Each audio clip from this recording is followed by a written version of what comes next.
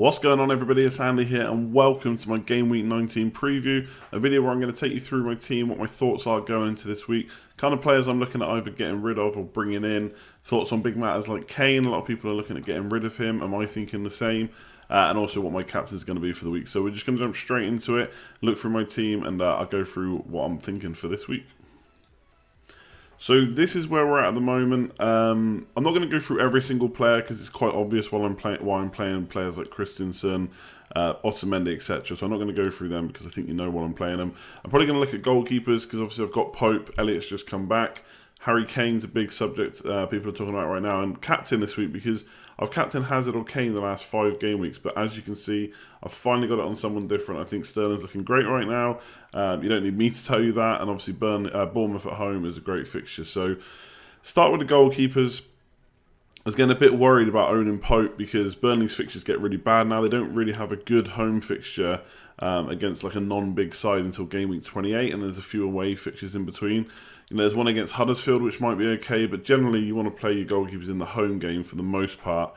But Elliott's now back for Newcastle. He just won his place back from Darlow, or rather Darlow let it go with a few mistakes. But either way, Elliott's back. That's good for me. It's good for Elliott owners in general. So I'm not so rushed to get rid of Pope now. Now, obviously, once Tom Heaton comes back, that's still going to be an issue because he'll likely come straight back into the team. But once Pope's played Spurs at home, and then I think it's Man United away in game week 20, then Elliott has a couple nice home fixtures to play in, and they're a bit more favourable. Will we get clean sheets? We don't know, but I'm just going to play the odds that they're good fixtures, and hopefully he'll get a clean sheet. But I'm not in a rush to change my goalkeeper, so I know a few people were asking me about that before. For now, I'm keeping. There's Pickford, who looks okay. Everton keeping quite a few clean sheets recently, but their fixtures aren't fantastic. Fabianski obviously just got the penalty save. I think he's got the most saves in the whole league this year, or at least he's right up there.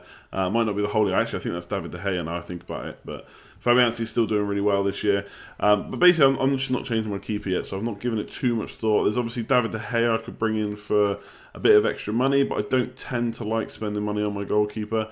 So I'm going to give it a few more weeks, let it ride out with Pope and Elliott, and then after that decide from there. Maybe have a look at the kind of fixture tickers from game week 21-22 onwards. There's obviously Adrian as well for West Ham, who looks to have his place won over Joe Hart, and they've got a double game week coming up, so that might be an option as well. But for now, keeping Pope and Elliott. Defence is a problem for me this week. I've got 2 free transfers. Just quickly say that, obviously ranked 90,000, which I'm happy with, but it's only gone up 16,000 places in like the last 10 weeks. I think 10 weeks ago I was 106k, so not great. But we keep on plodding along. But 2 free transfers, obviously try and fix that this week and get a decent rank increase. Defence has to be sorted. Duffy got his 5th yellow card of the season, so he's now suspended, which is really annoying because it's a good fixture. And one of the reasons I would have kept him, so I can't play him now.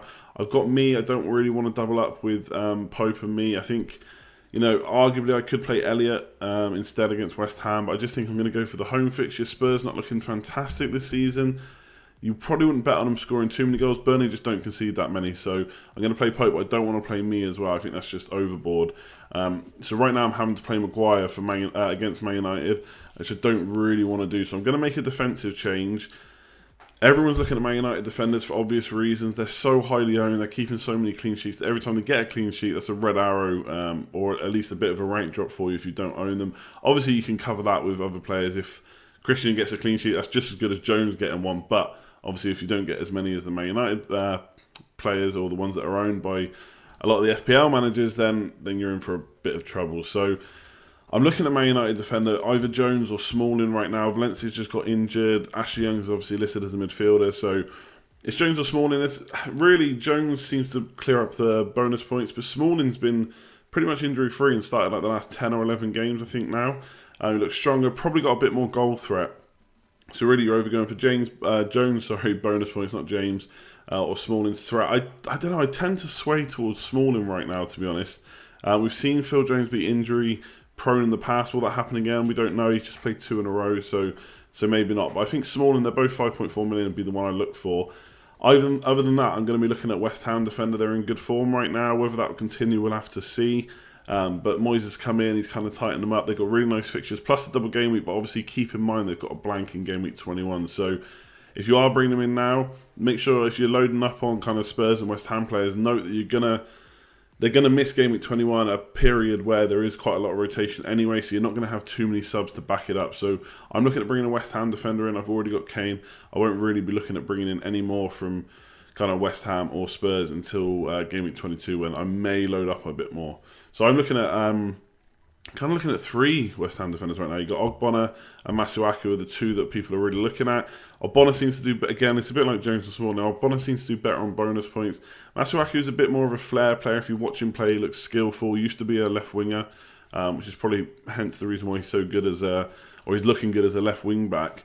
But it hasn't really developed into attacking returns. I think Cresswell's even been creating more chances than him. So I don't know about Masuaku right now. If they change formation to a flat back four, there's probably more chance that Ogbonna keeps his place other than Masuaku. But I don't know. He seems to be a bit of a fan's favourite. Obviously, Moyes has put him in. He's done well. So who knows if he'll stay. But I wonder if it's actually maybe worth paying, and I'd be interested in hearing your thoughts, a little bit more for Cresswell. I know he's 5 million versus 4.4, so it's quite a big difference, especially for a West Ham defender. But he's absolutely nailed. Even if they change formation, you'd imagine he would keep the left-back spot, creating chances. He's also really good on bonus points. I think he's, for baseline bonus, the top West Ham defender, or he has been in recent times. So maybe Cresswell's the way to go. What do you think about that? 5 million on a West Ham defender with a double game week coming up? Maybe that's the way to go. So yeah, I'm going to make a defensive change. I'm probably going to take out Maguire to get some cash out of my defence, because I've got quite a bit in there at the moment. Christensen, Maguire and Otamendi all over 5 million. Otamendi now up to like 6.2 million or something like that. So probably be Maguire to West Ham defender. Otherwise, maybe me to West Ham defender so I can get rid of that double burning defence. But either way, one of those is going. And then in midfield, there's not really too much to talk about. Obviously, I'm going to play all those players. I'm going to probably bench Loftus-Cheek.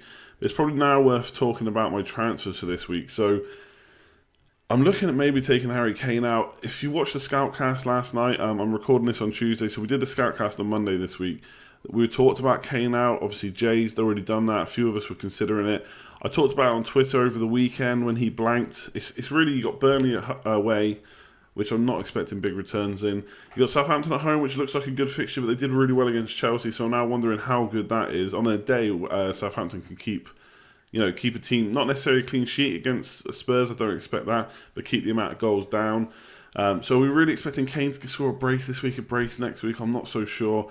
And then he blanks, so I'm looking at getting rid in the short term. My current plan is, which I'll talk about because that'll help with the rest of my decisions, is Kane to Charlie Austin. So Austin has Huddersfield at home this week. He looked really good against Chelsea. He was only on for like 15 minutes, but had a good few chances. He's scored goals since he's been in the Southampton side. I don't think they can afford to rest him too many times. He seems to be the only striker in that team that scores goals. Yes, Southampton aren't prolific goal scorers, but when he's in the team, they've got a chance. So bringing in Austin against Huddersfield, which would let me bench Calvert-Lewin. And then, because I don't think he's going to get too much against Chelsea. I don't think Everton are attacking enough, really. And under Allardyce, they've actually, funnily enough, they're doing well, but attacking kind of potential has actually come down under him.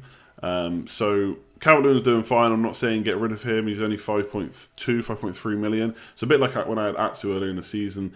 He's a value player you can just keep, and hopefully he's going to drip points for a while. But I don't want to play him against Chelsea, really. I'm expecting a Chelsea clean sheet there. So Kane to Charlie Austin.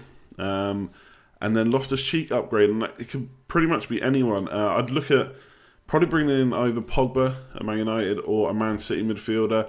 Right now, David Silva seems to have personal problems. Hopefully he's okay, but it doesn't look like he's going to be featuring for Man City this week at least, or maybe anytime soon. So De Bruyne is the one I'm looking at. There's Sané as well, which for less money is arguably the right play to make, but De Bruyne is just involved everywhere. He's been consistent for most of the season. Without Silva there, he has to play more of an attacking role. So De Bruyne is the one I'm actually looking at bringing in. So it'll be Kane to Austin, Loftus-Cheek to De Bruyne, and then I would captain Sterling or De Bruyne. I still like Sterling's goal threat, but De Bruyne's all-round play would maybe make me switch it to him if I do that. But yeah, that would let me bench Calvert-Lewin. Now, Austin has Huddersfield at home, and then two tough fixtures. I think it's Spurs is one of them, and maybe Man United the other one. I can't quite remember without double checking. I don't want to do that as I'm recording, but it's two tough fixtures. But you can play Calvert-Lewin instead in those fixtures. So Calvert-Lewin and Austin actually rotate okay. So that's probably the way I'm going to go. And then The reason I'm keeping Morata is he's got better fixtures. Everton away is probably not too much better than Burnley away right now, but after that his fixtures at home are better and he's got no blanks like Kane.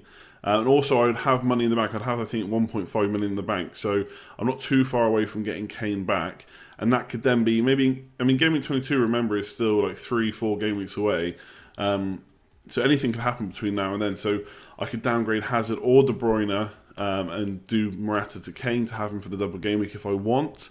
And that downgrade could easily be Pogba or Sané. So there's a lot of midfielders that are looking good right now. I'd basically put myself into a position to be able to get any of those midfielders as I please.